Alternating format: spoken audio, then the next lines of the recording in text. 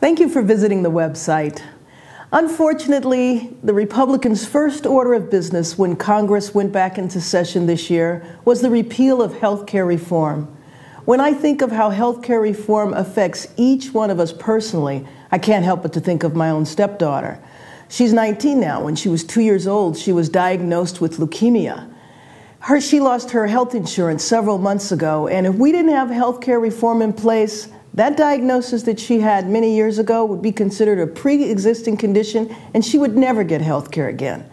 When I think about health disparities in the African American community, African American children, babies, die 3 times as often as white children. Our infant mortality rate is like a third world country.